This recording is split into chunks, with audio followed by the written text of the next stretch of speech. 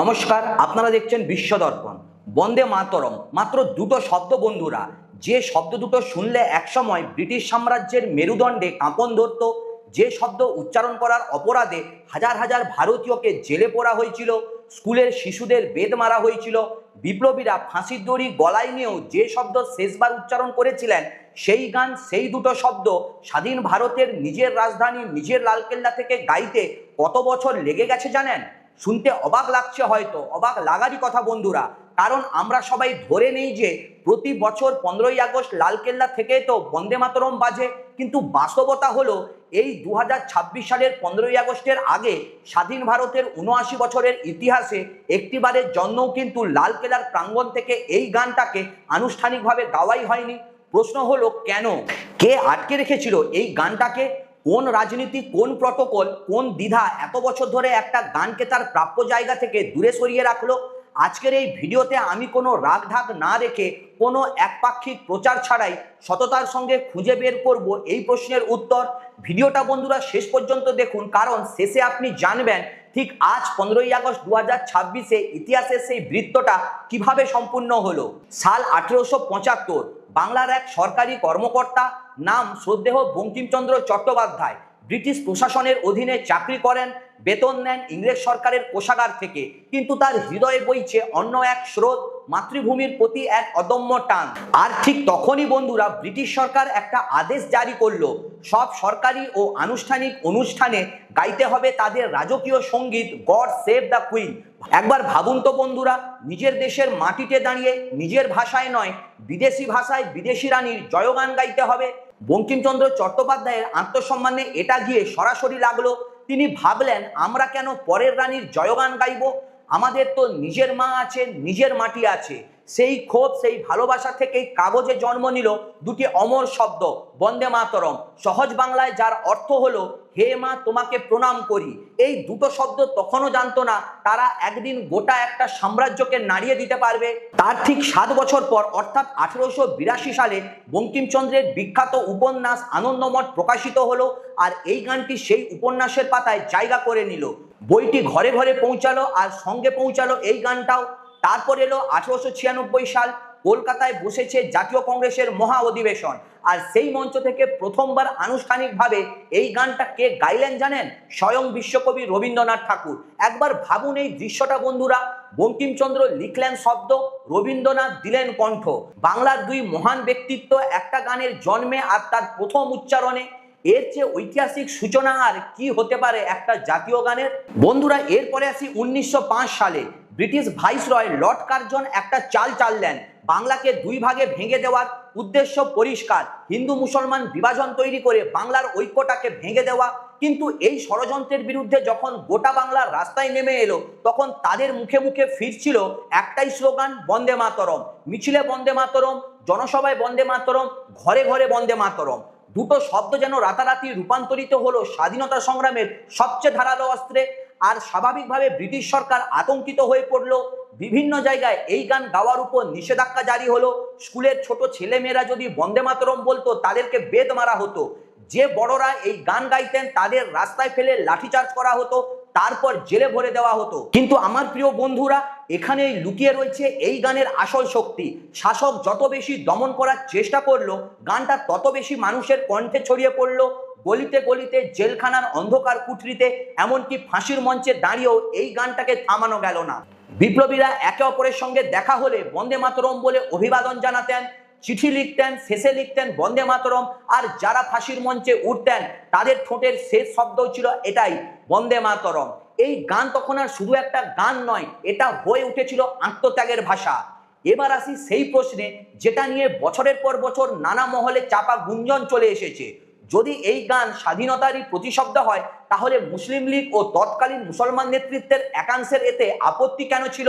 বন্ধুরা, কোনো রকম একপাক্ষিক প্রচার ছাড়াই আসুন সত্যিটা দেখি। আপত্তিটা কিন্তু বন্দে মাতরম অর্থাৎ মাকে প্রণাম এই দুটো শব্দ নিয়ে একেবারেই ছিল না। আপত্তি ছিল গানের পরের অংশ নিয়ে, কারণ এই গান ছিল আনন্দমঠ উপন্যাসের অংশ, আর গানের পরবর্তী স্তবকগুলোতে জন্মভূমিকে দেবী দুর্গার সঙ্গে তুলনা করে দেবী বন্দনার রূপক হিসেবে ব্যবহার করা হয়েছিল। মুসলিম লীগের যুক্তি ছিল, ইসলাম ধর্মে আল্লাহ ছাড়া অন্য কোনো সত্তা বা প্রতিমার সামনে মাথা নত করা নিষিদ্ধ।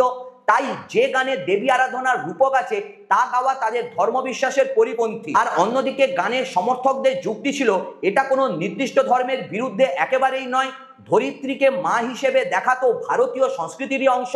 আর এটাও সত্যি, স্বাধীনতা সংগ্রামে হাজার হাজার মুসলিমও এই বন্দে মাতরম স্লোগান দিয়ে ব্রিটিশ লাঠির আঘাত সহ্য করেছেন এবং জেলও খেটেছেন। তাহলে বন্ধুটা এই প্রশ্নটা আসাই স্বাভাবিক যে আসল দ্বন্দ্বটা তাহলে কোথায় ছিল?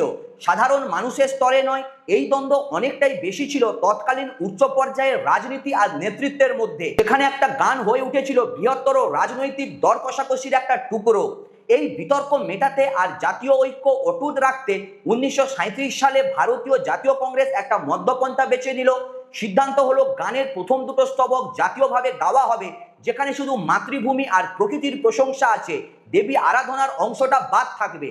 আজ আমরা যে বন্দে মাতরম সরকারিভাবে শুনি বা গাই সেটা কিন্তু আসল সম্পূর্ণ গান নয়, সেটা এই 1937 সালের ছাঁটা সংস্করণ। এটা ছিল একটা আপোষ, কিন্তু প্রশ্ন তো থেকেই যায়, জাতীয় ঐক্যের নামে একটা গানকে যদি সংক্ষিপ্ত করতে হয় তাহলে সেই ঐক্য আসলে কতটা গভীর ছিল, নাকি এটা ছিল শুধু ওপর একটা প্রলেপ যার তলায় আসল ফাইলটা থেকেই গেল। স্বাধীনতার পর 1950 সালের 24শে জানুয়ারি যখন দেশের সংবিধান চূড়ান্ত হচ্ছে, সংবিধান সভার সভাপতি ও ভারতের প্রথম রাষ্ট্রপতি ডক্টর রাজেন্দ্র প্রসাদ একটা ঐতিহাসিক ঘোষণা দিলেন, জনগণ মন হবে ভারতের জাতীয় সঙ্গীত অর্থাৎ ন্যাশনাল অ্যান্থেম, আর বন্দে মাতরম হবে ভারতের জাতীয় গীত অর্থাৎ ন্যাশনাল সং। স্বাধীন ভারতের প্রথম রাষ্ট্রপতি ডক্টর রাজেন্দ্র প্রসাদ সেদিন বলেছিলেন, মর্যাদার দিক থেকে দুটোই সম্পূর্ণ সমান, কিন্তু বাস্তবে সরকারি প্রোটোকল অনুযায়ী রাষ্ট্রীয় আনুষ্ঠানিকতায় বিশেষ করে লালকেল্লার মতো জায়গায় অগ্রাধিকার পেল জাতীয় সঙ্গীত। ঠিক এই কারণেই এত বছর ধরে লালকেল্লায় জনগণ মন বেজেছে, কিন্তু বন্দে মাতরম সরাসরি গাওয়াই হয়নি। কাগজে কলমে সমান মর্যাদা, বাস্তবে এক ধাপ পেছনে। এই ফাঁকটাই থেকে গেল গত 8 দশক ধরে। 2026 সালে বন্দে মাতরম রচনার 150 বছর পূর্ণ হচ্ছে, আর এই উপলক্ষে প্রায় গত 1 বছর ধরে সারা ভারতে চলেছে বিশেষ উদযাপন। 2025 সালের 7ই নভেম্বর, যেদিন বঙ্কিমচন্দ্র এই গানের রচনা সম্পূর্ণ করেছিলেন বলে মনে করা হয়, প্রধানমন্ত্রী নরেন্দ্র মোদী নয়াদিল্লিতে এই 150 বছরের বিশ্বব্যাপী স্মরণ উৎসবের সূচনা করেন এবং একটি স্মারক ডাকটিকিট ও মুদ্রা প্রকাশ করেন। তারপর 2026 সালের 26শে জানুয়ারি প্রজাতন্ত্র দিবসে কর্তব্য পথে প্রায় 2500 শিল্পী বন্দে মাতরমের সুরে একটা বিশাল নৃত্য শ্রদ্ধাঞ্জলি পরিবেশন করেন, যার থিম ছিল স্বতন্ত্রতা মন্ত্র বন্দে মাতরম। এরপর এলো আরো একটা গুরুত্বপূর্ণ পদক্ষেপ। 2026 সালের 11ই ফেব্রুয়ারি কেন্দ্রীয় স্বরাষ্ট্র মন্ত্রক একটা নির্দেশিকা জারি করে, যেখানে বলা হয় যখনই জাতীয় গীত ও জাতীয় সঙ্গীত একসঙ্গে পরিবেশিত হবে তখন প্রথমে সম্পূর্ণ 6টি স্তবকই গাইতে হবে বা বাজাতে হবে। রাষ্ট্রপতি বা রাজ্যপালের আগমন, পতাকা উত্তোলনের মতো রাষ্ট্রীয় অনুষ্ঠানে এই নিয়ম প্রযোজ্য হবে। এই নির্দেশিকা অনুযায়ী রাষ্ট্রপতি ও রাজ্যপালের রাষ্ট্রীয় অনুষ্ঠানে আগমন প্রস্থানের সময়ও গানের সম্পূর্ণ সরাসরি সংস্করণ বাজানো হবে। মানে বন্ধুরা, যে দুটো স্তবক 1937 সালে আপোষের অংশ হিসেবে বাদ পড়েছিল, প্রায় 90 বছর পর সেগুলো সরকারি মঞ্চে ফিরে আসছে। এই স্মারক উদযাপন নিয়ে সংসদেও আলোচনা হয়েছে, আর সেখানেও সব পক্ষ কিন্তু একমত মোটেই ছিল না। রাজ্যসভায় কংগ্রেসের জয়রাম রমেশ অভিযোগ করেন, এই আলোচনার আসল উদ্দেশ্য জওহরলাল নেহরুকে খাটো করে দেখানো, এবং তিনি মনে করিয়ে দেন যে কংগ্রেসের প্রতিটি অধিবেশনেই এই জাতীয় গীত পাঠ করা হতো। সিপিআই নেতা সন্দেশ কুমারও বলেন, এই গান স্বাধীনতা সংগ্রামের জন্য অনুপ্রেরণাদায়ক ছিল। অর্থাৎ 150 বছর পরেও এই গান নিয়ে রাজনৈতিক মহলে একমত দ্বিমতের রেষারেষি পুরোটা মেলায়নি, শুধু বিতর্কের চরিত্রটা বদলে গেছে। ধর্মীয় থেকে এখন অনেকটাই রাজনৈতিক ঐতিহ্যের প্রশ্নে এসে গেছে। 2026 সালে বন্ধুরা আরো একটা গুরুত্বপূর্ণ ঘটনা ঘটে। সংসদে পাশ হয় prevention of insult to national honour amendment bill 2026। এই নতুন আইন জাতীয় গীতকে জাতীয় সঙ্গীতের সমতুল্য আইনি মর্যাদা দেয় এবং ইচ্ছাকৃতভাবে এর পরিবেশনায় বাধা দেওয়া বা অবমাননা করাকে শাস্তিযোগ্য অপরাধ হিসেবে চিহ্নিত করে, যার শাস্তি হতে পারে সর্বোচ্চ 3 বছরের কারাদণ্ড, জরিমানা অথবা দুটোই। মানে আইনি দিক থেকে জনগণ মন আর বন্দে মাতরম মধ্যে যে ফারাকটা গত 8 দশক ধরে বাস্তবে টিকেছিল, 2026 সালে এসে সেই ফারাকটা একেবারে মুছে ফেলার চেষ্টা হলো। এবার আসি বন্ধুরা আসল কথায়। আজ ভারতের 80তম স্বাধীনতা দিবস। ইতিহাসে প্রথমবারের মতো লালকেল্লার প্রাচীর থেকে পূর্ণাঙ্গভাবে বন্দে মাতরম পরিবেশিত হলো। নতুন প্রোটোকল অনুযায়ী প্রধানমন্ত্রী লালকেল্লার প্রাঙ্গণে পৌঁছানোর পরই সবাই দাঁড়িয়ে থাকা অবস্থায় প্রথমে বন্দে মাতরম গাওয়া হয়। তারপর প্রধানমন্ত্রী জাতীয় পতাকা উত্তোলন করেন, এরপর জাতীয় সঙ্গীত বাজে, আর তারপরেই শুরু হয় জাতির উদ্দেশ্যে ভাষণ। প্রতিরক্ষা সচিব রাজেশ কুমার সিং নিজেই জানিয়েছিলেন এই ক্রম ইতিহাসে এই প্রথম। আকাশে উড়ল জাতীয় বিমান বাহিনীর একটি MI-17 হেলিকপ্টার, যার গায়ে লেখা ছিল বন্দে মাতরমের 150 বছরের ব্যানার, আর নিচে ঝরল ফুলের পাপড়ি। জ্ঞানপথে প্রায় 2500 NCC ক্যাডেট আর মাই ভারত স্বেচ্ছাসেবক মিলে মানব প্রাচীর দিয়ে লিখলেন বন্দে মাতরম শব্দটাই। অতিথি হিসেবে ছিলেন 2026 সালের আন্তর্জাতিক অলিম্পিয়াডে পদকজয়ী 19 জন ভারতীয় ছাত্রছাত্রী। এই বছরের থিম ছিল যুব শক্তি, 2047 সালের মধ্যে উন্নত ভারতের স্বপ্নের সঙ্গে যুক্ত করে। এতদিন যে গান রাস্তায়, জেলে, ফাঁসির মঞ্চে গাওয়া হয়েছে, আজ সেই গান গাওয়া হলো ইতিহাসের সবচেয়ে সম্মানজনক মঞ্চ থেকে, লালকেল্লা থেকে। তাহলে এই প্রশ্নের উত্তর কি? কেন 80 বছর লাগলো? উত্তরটা কোনো একটা মাত্র কারণে সীমাবদ্ধ নয়। এটা ছিল ঔপনিবেশিক যুগের একটা ধর্মীয় রাজনৈতিক বিতর্কের উত্তরাধিকার, যা 1937 সালে আপোষের মধ্যে দিয়ে আংশিক সমাধান হয়েছিল। এটা ছিল 1950 সালের একটা প্রোটোকলগত সিদ্ধান্ত, যেখানে সমান মর্যাদা কাগজে থাকলেও প্রয়োগে ব্যবধান থেকে গিয়েছিল। আর এটা ছিল পরের 7 দশক ধরে চলা রাজনৈতিক ধারাবাহিকতার জড়তা, যা কোনো না কোনো কারণে কখনো ভাঙা হয়নি। দোষ কারোর একার নয়, এটা একটা দীর্ঘ, জটিল, বহুস্তরীয় ইতিহাসের ফল। আর ঠিক সেই কারণেই যখন আজ এই বৃত্তটা সম্পূর্ণ হলো, তখন সেটাকে শুধুমাত্র একটা সরকারি অনুষ্ঠান হিসেবে দেখলে কিন্তু একেবারেই চলবে না বন্ধুরা।